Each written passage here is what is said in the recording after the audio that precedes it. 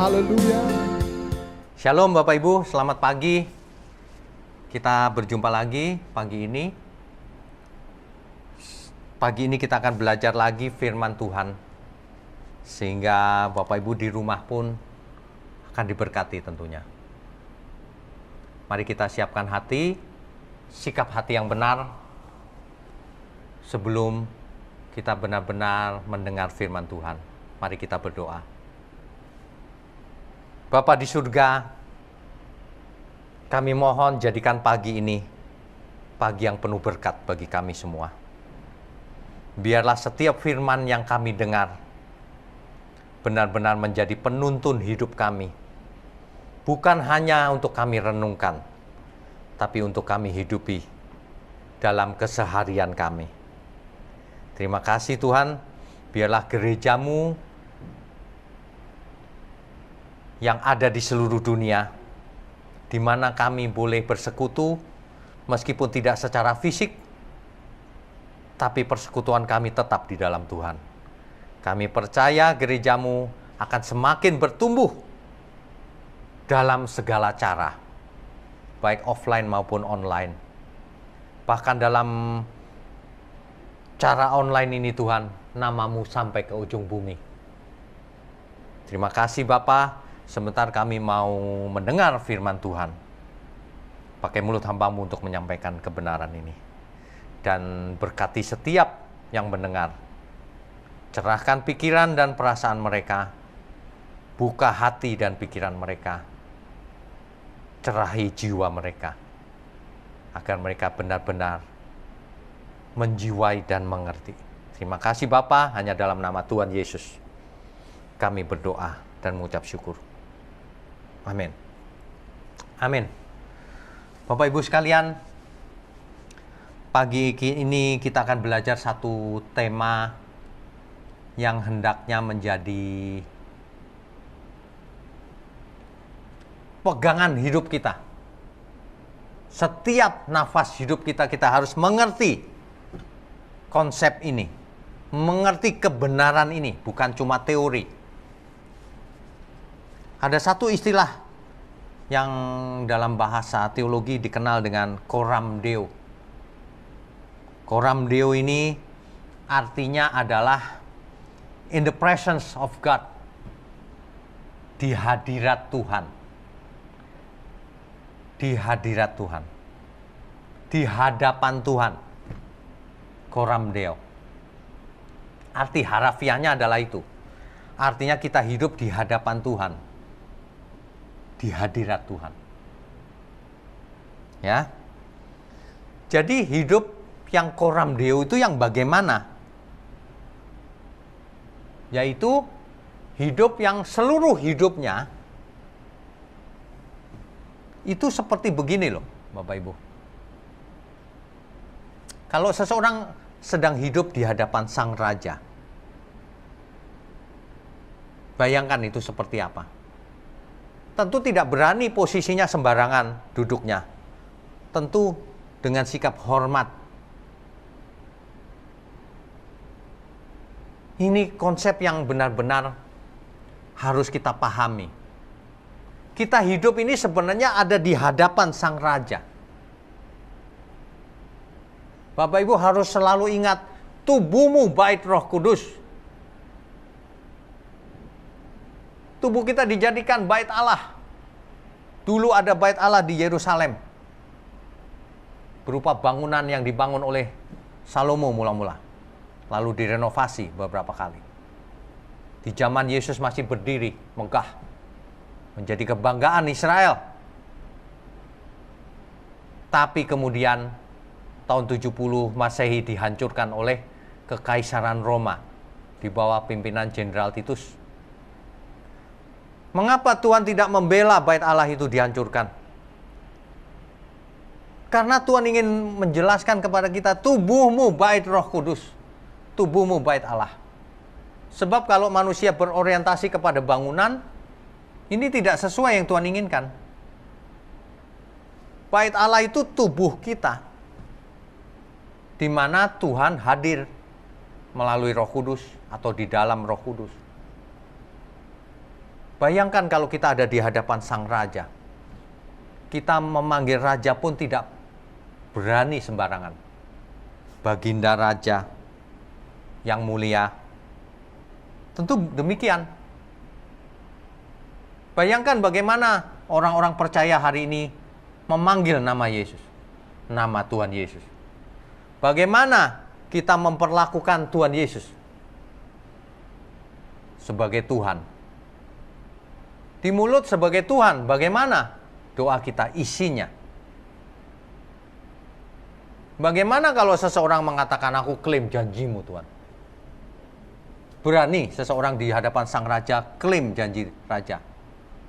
Tidak sopan itu namanya.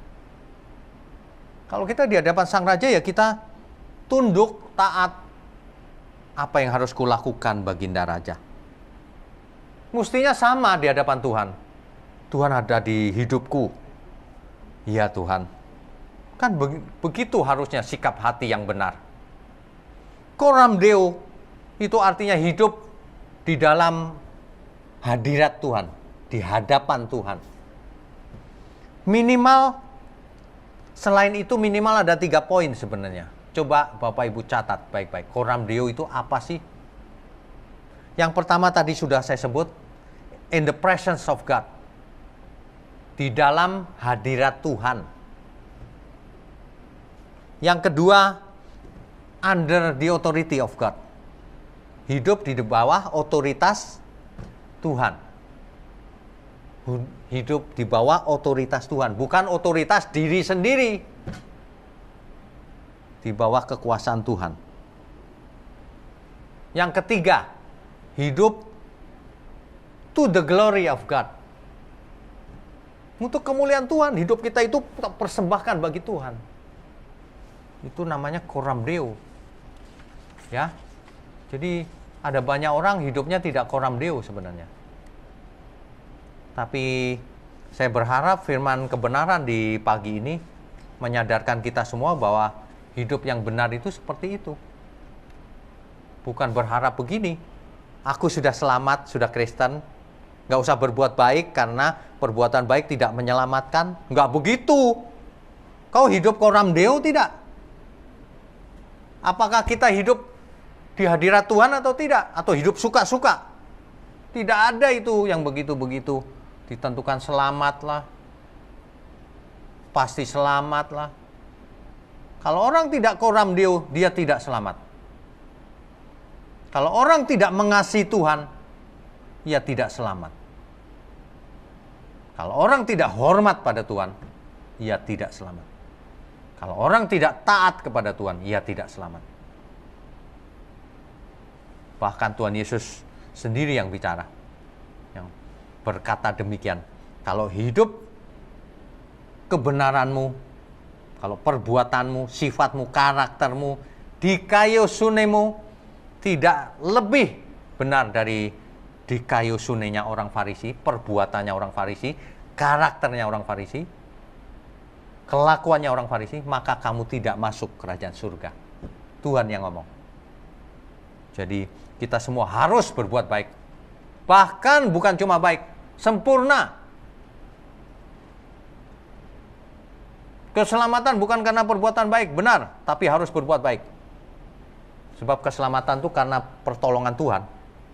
Tapi oleh karena itu kita berhutang agar bukan cuma baik, tapi sempurna. Amin. Oke, kita kembali ke 3 poin utama pagi ini. Coram Deo. Yang pertama, hidup di hadirat Tuhan. 1 Korintus 6 ayat 19. Kita baca sekali lagi supaya lebih jelas. 1 Korintus 6 ayat 19. Firman Tuhan mengingatkan kita demikian. Atau tidak tahukah kamu bahwa tubuhmu adalah bait Roh Kudus yang diam di dalam kamu.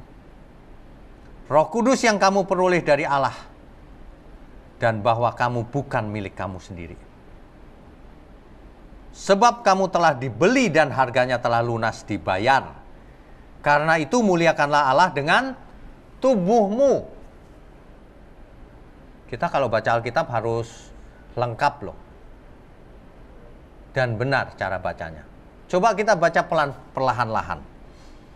Atau tidak tahukah kamu bahwa tubuhmu adalah bait Roh Kudus yang diam di dalam kamu? Artinya, Roh Kudus diam di dalam kita semua. Roh Kudus yang kita peroleh dari Allah. Dan bahwa kamu bukan milik kamu sendiri. Kita tidak memiliki diri kita sendiri. Kenapa? Sudah dibeli oleh Tuhan. Jadi kita itu milik Tuhan. Jadi kita tidak punya hak untuk mengklaim Tuhan. Kita tidak punya hak apa-apa di hadapan Sang Raja. Hak kita cuma satu, diberikan oleh Tuhan. Kalau kamu menerimaku, menerima Tuhan Yesus, kamu diberi hak istimewa supaya menjadi anak Allah. Harus belajar, harus mengerjakan keselamatan, harus melatih tubuh, harus mempersembahkan tubuh, harus semua berusaha. Harus berusaha menggunakan semua yang ada untuk Tuhan. Ya. Ayat yang ke-20 kita ulang ya. Sebab kamu telah dibeli dan harganya telah lunas dibayar. Kenapa kita tidak memiliki diri sendiri? Sebab kita telah dibeli dan lunas loh belinya. Bukan dengan barang fana, bukan dengan uang, tapi dengan darah Tuhan Yesus di kayu salib. Lunas. Tapi ingat, ada lanjutannya. Ayat ini masih dilanjutkan, bukan titik terus kamu selamat, bukan. Karena itu, muliakanlah Allah dengan tubuhmu. Bisa nggak Pak, kalau ayat ini yang muliakanlah Allah dengan tubuhmu nggak usah dibaca. Sudah dibeli lunas, sudah selamat. Bisa begitu? Tidak bisa. Alkitab tidak boleh dikurangi, tidak boleh ditambahi. Karena itu muliakanlah Allah dengan tubuhmu. Kalau kamu dibeli, kamu bukan milikmu. Muliakan Allah dengan tubuhmu. Itulah ibadah yang sejati sebenarnya. Memuliakan Allah dengan seluruh tubuh kita, seluruh keberadaan kita, seluruh hidup kita. Itu maksudnya. Jadi Allah Maha Hadir hidup bersama kita melalui Roh Kudus. Lah kalau Roh Kudus hadir dalam diri kita, berani kita hidup gak benar. Sesungguhnya orang kalau menghayati hal ini ya, coram Deo, hidup di hadapan Tuhan, kita nggak berani tuh hidup sembarangan. Dalam bahasa lain, Rasul Paulus menulis begini, jika kamu memanggilnya Bapa, kamu harus hidup dalam ketakutan selama menumpang di dunia ini. Ketakutan apa? Ketakutan untuk berbuat dosa. Bukan hidup ketakutan, bukan. Takut berbuat dosa. Konteksnya itu. Takut tidak berkenan bagi Tuhan. Takut ditolak Tuhan. Konteksnya selalu itu. Ya. Ini benar-benar loh. Banyak orang tidak mengerti bahwa hidupnya itu harus di hadapan Tuhan. Setiap saat. Sebab Tuhan setiap saat bersama kita. Orang yang hidup tidak benar, mungkin ia tidak menyadari bahwa Tuhan sedang menyertai kita. Kalau orang berani selingkuh saja, itu menandakan bahwa ia tidak percaya ada Tuhan. Sebab kalau ia percaya ada Tuhan dalam dirinya, bagaimana mungkin kamu ada Tuhan tapi berani selingkuh? Tidak mungkin. Coba saja, you berani selingkuh di kamera di mall. Tentu tidak, bukan? Sama. Ya. Oleh sebab itu, kalau kita hidup di hadapan Tuhan, ya. 1 Petrus 1 ayat 16.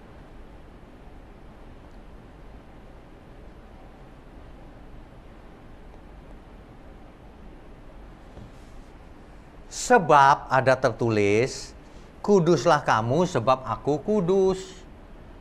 Kalau Roh Kudus begitu setia menyertai kita, padahal kita masih ada natur dosa loh. Padahal kita belum sempurna, tapi sudah disertai. Tapi ingat, ada perintah Tuhan. Bukan begini, kamu sudah ditentukan selamat, Roh Kudus sudah menyertai kamu nggak usah lakukan apa-apa. Bukan.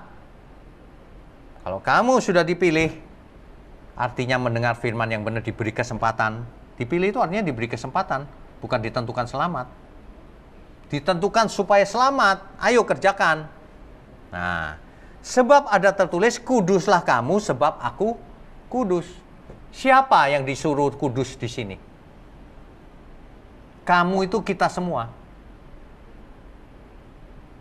Kalau kita yang disuruh kudus, siapa yang mengerjakan supaya hidup kudus? Siapa yang harus berusaha? Tentu kita. Kuduslah kamu, perintah itu buat kita. Kok begitu saja tidak mengerti? Tuhan yang menentukan lagi. Bukan. Kita, Tuhan yang menolong, ya. Tapi kita harus hidup kudus, sebab Tuhan kudus. Ya. Hidup di hadapan Tuhan ini, hidup yang tidak main-main. Roh Kudus diberikan ke kita itu supaya seluruh hidup kita berubah menuju kebenaran. Yohanes 16 ayat 13. Yohanes 16 ayat 13. Tetapi apabila ia datang, yaitu roh kebenaran. Nah, Roh Kudus disebut roh kebenaran. Ia atau Roh Kudus akan memimpin kamu ke dalam seluruh kebenaran. Jadi kita hari ini kita hidup, sekarang ini kita sedang dipimpin oleh Roh Kudus menuju seluruh kebenaran. Bukan sebagian kebenaran ya, seluruh kebenaran. Masalahnya adalah kita mau atau tidak dipimpin kepada seluruh kebenaran. Kan banyak di antara kita yang bandel sekali. Tidak mau berubah. Padahal umur sudah semakin tua. Padahal penyakit sudah banyak. Tidak mau berubah. Roh Kudus begitu mau memimpin kita kepada seluruh kebenaran. Kita harus meresponinya. Kalau ada orang yang menolak pimpinan Roh Kudus, ya tidak selamat.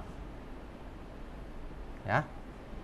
Nah, jadi hidup kudus itu sikap hatinya benar, sikap hidupnya benar, tubuhnya benar, mempersembahkan seluruh tubuh, seluruh hidup, tidak takut apapun selain berbuat dosa. Begitu ya, Bapak Ibu ya. Ini sayang sekali kalau tidak dihayati oleh banyak orang. Maka anugerah Tuhan disia-siakan oleh manusia. Padahal anugerah itu disediakan untuk seluruh dunia. Tuhan tidak pilih kasih.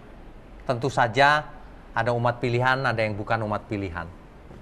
Ada yang diberi kesempatan lebih dibanding yang lain. Tapi kesempatan yang lebih dituntut lebih banyak. Yang tidak mendapat Injil ya dituntut bukan berdasarkan Injil. Ya, demikian. Nah, poin kedua. Kalau coram Deo itu artinya hidup di bawah the authority of God, di bawah otoritas atau kedaulatan Tuhan, providensia Tuhan. Apa artinya? Kalau kita menghayati benar-benar hal ini adalah salah satu kunci bagaimana kita hidup seperti yang diinginkan Tuhan.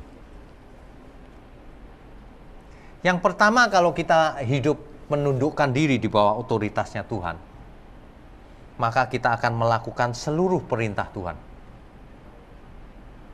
Kalau enggak, berarti tidak hidup di bawah otoritas Tuhan. Kalau hidupnya di bawah otoritas Tuhan, maka kita akan melakukan seluruh perintah Tuhan. Lagi pula Tuhan Yesus berkata begini loh. Jika kamu benar-benar mengasihi aku, kamu akan melakukan seluruh perintahku. Kamu tidak melakukan seluruh perintahku, kata Tuhan Yesus, karena kamu tidak mengasihi aku. Kalau kamu mengasihi aku, kamu akan melakukan seluruh perintahku. Kalau seseorang hidup di bawah otoritas Tuhan, pasti melakukan seluruh perintah.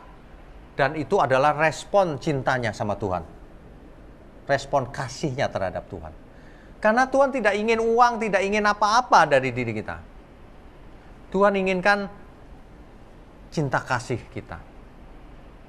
Dengan cinta kasih tentu dalam segala aspek kita melakukan perintah Tuhan sampai kita mati. Nah, ini sebenarnya luar biasa loh kalau dihayati. Dan tidak ada orang yang tidak berubah kalau mengerti hal ini. Asal tidak mengeraskan hati. Jangan keraskan hati kita, Bapak Ibu. Siapapun umat Tuhan dimanapun berada, baik GSKI, baik non-GSKI, baik di Jakarta, di Surabaya, di Bali, di Amerika, dimanapun berada, jangan keraskan hati.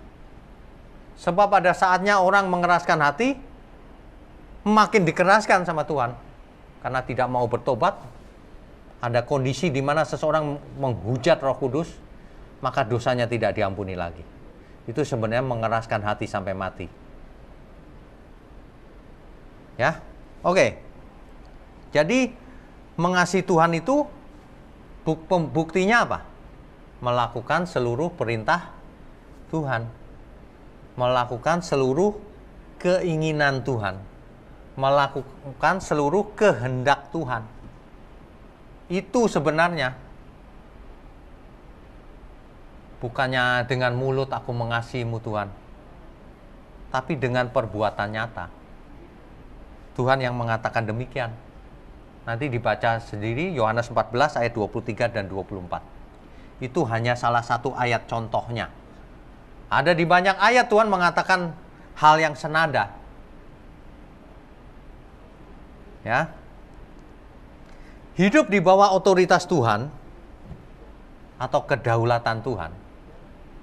Artinya kita menundukkan kepada kehendak Tuhan. Tuhan maunya apa ya aku mau lakukan Tuhan. Apa saja. Aku tidak punya keinginan Tuhan. Biarlah keinginanku melakukan kehendak Tuhan. Mestinya demikian. Jadi manusia itu punya kesempatan untuk hidup di hadapan Tuhan atau tidak. Untuk hidup di bawah otoritas Tuhan atau tidak. Ya itu tadi kalau orang aku klaim janjimu. Itu bukan hidup di bawah otoritas Tuhan. Bahkan mau nyuruh-nyuruh Tuhan, mau memerintah Tuhan. Waduh, ini mengerikan ini. Orang yang tidak mengerti melakukan hal itu tanpa sengaja. Kalau Bapak Ibu Saudara sekalian mendengar firman ini pagi ini, dirubah pikirannya. Jangan suka klaim-klaim Tuhan.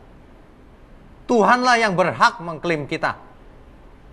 Hidupmu sudah benar belum? Kau kutebus sudah melakukan kehendakku belum? Nah, Tuhan yang berhak klaim kita, bukan kita yang klaim Tuhan. Jangan salah, jangan terbalik. Nggak sopan itu namanya. Ya, oke. Jadi ciri orang yang hidup di hadapan Tuhan, di bawah otoritas Tuhan, di bawah kedaulatan Tuhan, itu adalah orang-orang yang dapat dipercaya kalau diberi tugas. Maksudnya bagaimana? Masih ingat Tuhan memberi tugas kita semua? Jadikan semua bangsa muridku. Jadilah saksiku sampai ke ujung bumi. Nah, kita semua bisa dipercaya nggak melakukan hal itu? Menjadi saksinya Tuhan sampai ke ujung bumi. Menjadi buku yang dibaca semua orang. Apakah kita bisa dipercaya? Dahulu Adam tidak bisa dipercaya. Ia merasa tidak ada Tuhan di sampingnya. Makanya ia makan buah yang ditawarkan oleh Hawa. Hawa merasa tidak ada Tuhan di sampingnya. Ia merasa hidup bebas dari Tuhan. Sehingga ketika disodori oleh si ular, dimakannya buah itu. Melawan perintah Tuhan. Hari ini ada banyak orang-orang atau manusia-manusia yang hidup tidak merasa di hadapan Tuhan, tidak merasa di bawah otoritasnya Tuhan. Merasa punya otoritas sendiri, hidup suka-suka sendiri. Makanya tidak bisa dipercaya oleh Tuhan. Makanya tidak bisa dipercaya diberi tugas oleh Tuhan menjadi saksi Kristus. Kalau kita bisa dipercaya, artinya kita hidup di hadapan Tuhan. Artinya kita hidup di bawah otoritas Tuhan. Kalau seseorang bisa dipercaya, diberi tugas oleh Tuhan, jadi saksi Tuhan kemanapun ia pergi, ia akan efektif sebagai alat di tangan Tuhan. Hidupnya akan menyenangkan Tuhan. Orang-orang di sekelilingnya pun akan merasakan berkat-berkat itu. Aroma hidupnya akan dicium oleh banyak orang. Banyak orang akan tahu ini dia saksinya Kristus.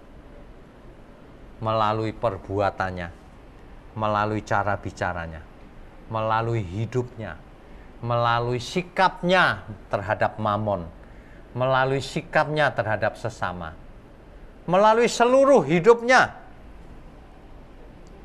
Ini adalah hidup di bawah otoritas atau kedaulatan Tuhan. Ini coram Deo. Poin kedua ya. Coram Deo juga berarti ini poin ketiga. Artinya seluruh hidup kita untuk kemuliaan Tuhan. To the glory of God. Itu arti coram Deo. Coba kita periksa diri, apakah hidup kita ini sudah kita persembahkan untuk kemuliaan Tuhan atau belum? Apakah selama ini kita hidup untuk kemuliaan diri sendiri atau untuk kemuliaan Tuhan? Seseorang yang hidup untuk kemuliaan Tuhan. Kita baca dulu Roma 11 ayat 36. Roma 11 ayat 36.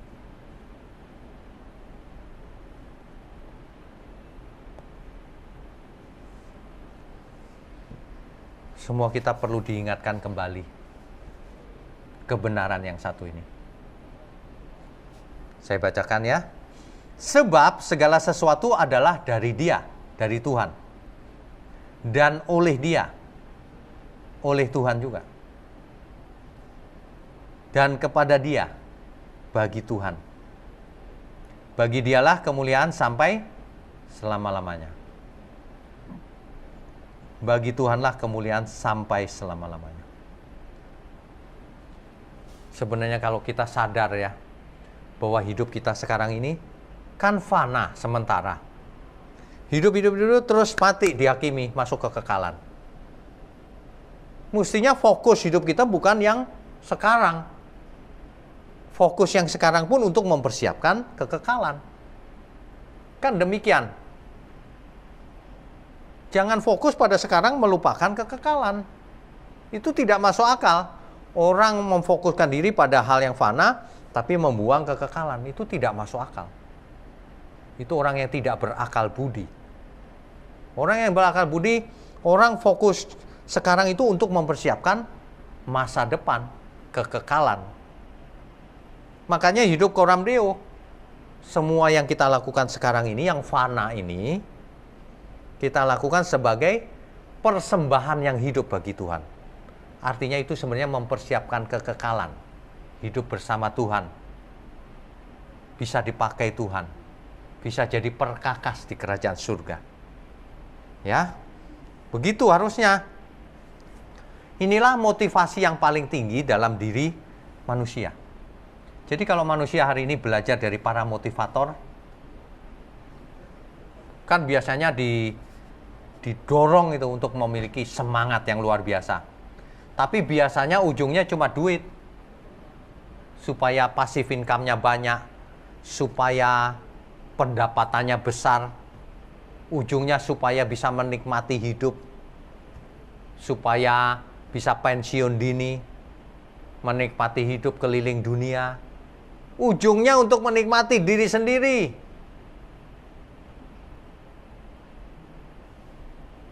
Motivasi yang paling benar itu Roma 11 ayat 36. Sebab sesungguhnya berasal dari Tuhan, bagi Tuhan, untuk kemuliaan Tuhan sampai selama-lamanya. Hidup kita pun harus kita pakai untuk kemuliaan Tuhan sampai selama-lamanya. Maka kita akan mendapatkan kebahagiaan. Mulai sekarang, bukan hanya nanti. Jadilah kehendakmu di bumi seperti di surga. Itu luar biasa. Ya. Nah, respon yang benar bagi orang yang sudah ditebus Tuhan itu kelihatan apakah seseorang itu sudah meresponi atau belum. Kelihatan banget. Kalau respon yang benar itu, hidup ini menjadi menarik. Bukan begini, aku frustasi nih, hidup ini di dunia ini nggak berguna. Bukan. Hidup ini menjadi menarik. Kenapa? Dunia tidak menarik, tapi hidup ini menjadi menarik. Karena bersama Tuhan. Menjadi saksi Kristus. Menjadi motivasi paling kuat dalam diri kita. Bahwa hidup ini jadi menarik. Karena kita dipercaya Tuhan untuk menjadi saksinya. Sampai ke ujung bumi. Kalau dahulu kita bingung sampai ke ujung bumi butuh berapa biaya ya Pak?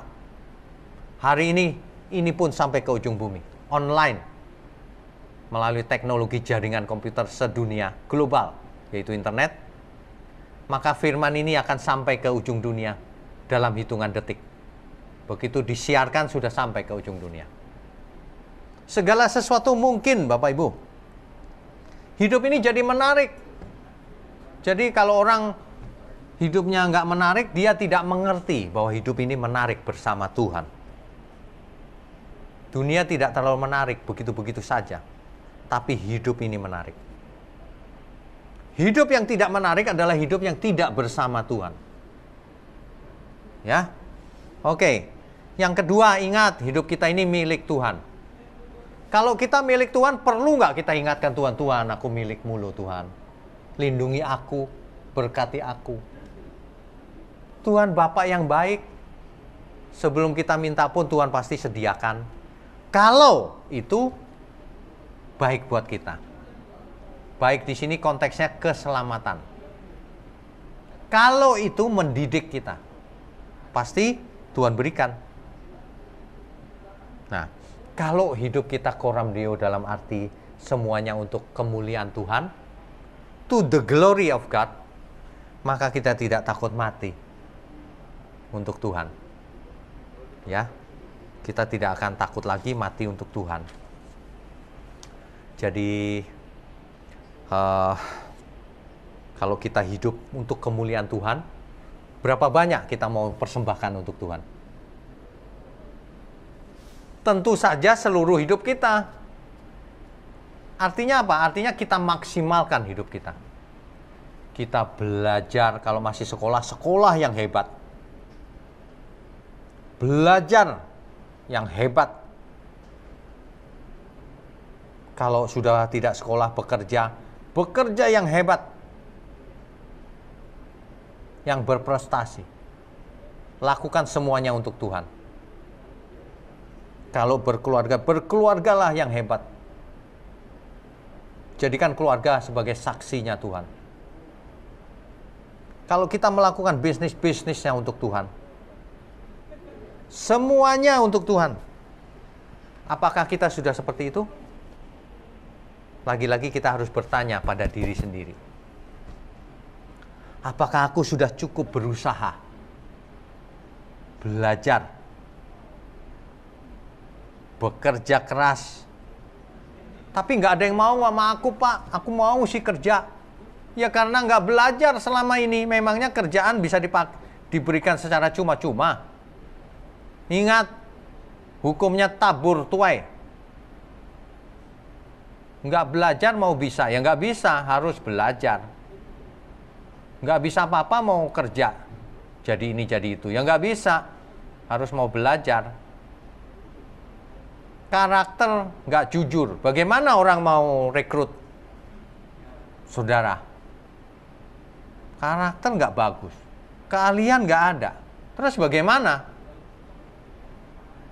Ayo bertobat lagi. Asal ada makanan, pakaian cukup.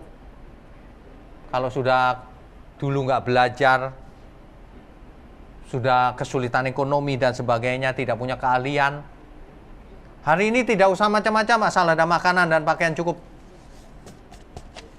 Yang penting sikap hatinya harus benar di hadapan Tuhan. Jangan nipu kiri, nipu kanan untuk makan. Minta tolong di gereja pasti diberi kalau cuma makan minum. Tapi kalau nipu sana nipu sini, Tuhan tentu tidak berkenan. Itu tanda-tandanya orang yang tidak mau bertobat. Padahal setiap saat kita bisa mati. Saya cuma mau ingatkan, Coram Deo ini inti dari kekristenan. Ingat, saya ulang ya, Coram Deo ada 3 poin minimal. Yang pertama, hidup itu harus Coram Deo, maksudnya hidup di hadirat Tuhan. Hidup di hadapan Tuhan. Jadi kita hidup ini ada Tuhan dalam diriku. Wah, implikasinya akan luas. Tidak berani hidup sembarangan, ada Tuhan. Aku akan menampilkan diriku di hadapan Sang Raja. Itu jelas, hidup di hadapan Tuhan. Yang kedua, under the authority of God. Hidup di bawah otoritasnya Tuhan. Aku hidup ini sebenarnya sudah dibeli lunas. Aku tidak punya otoritas, tidak punya hak. Jadi apapun yang Tuhan inginkan, ku lakukan. Ya Baginda Raja, mestinya demikian. Ayo bertobat. Hidup ini bukan otoritas kita, otoritasnya Tuhan. Jadi apapun yang harus kita kerjakan, siap Tuhan. Lakukan semua di bawah otoritas Tuhan. Ya. Yang ketiga, semua yang kita lakukan ini to the glory of God. Dipersembahkan untuk kemuliaan Tuhan. Kalau kita menghayati hal ini dan kita hidup selalu di hadapan Tuhan, selalu Coram Deo, maka Tuhan akan tersenyum. Malaikat di surga akan tepuk tangan. Sebab yang dimaksud bertobat itu. Bukan hanya dibaptis menjadi Kristen. Kalau orang hanya dibaptis menjadi Kristen, tapi hidup di dalam dosa, percuma. Kalau orang sudah dibaptis menjadi Kristen, lalu hidupnya pasif,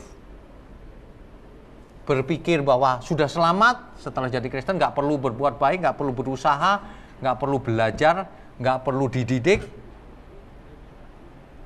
maka malaikat nggak bertepuk tangan. Manusia yang pasif itu tidak ada gunanya sama sekali.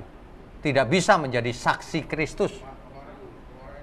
Nah, jadi dengan demikian kita tahu hari ini bahwa apakah kita sudah sesuai kehendak Tuhan atau belum. Ya. Mari kita belajar lagi. Mari kita renungkan seluruh hidup kita. Sebab yang bisa mengevaluasi diri kita hanya Tuhan dan kita sendiri. Orang lain tidak akan bisa mengevaluasi. Dan kalau kita yang mengevaluasi diri sendiri, kita tidak bisa licik. Sebab kalau dievaluasi oleh orang lain kita bisa licik. Mari kita jujur terhadap diri sendiri. Sebab di hadapan Tuhan tidak ada yang tersembunyi.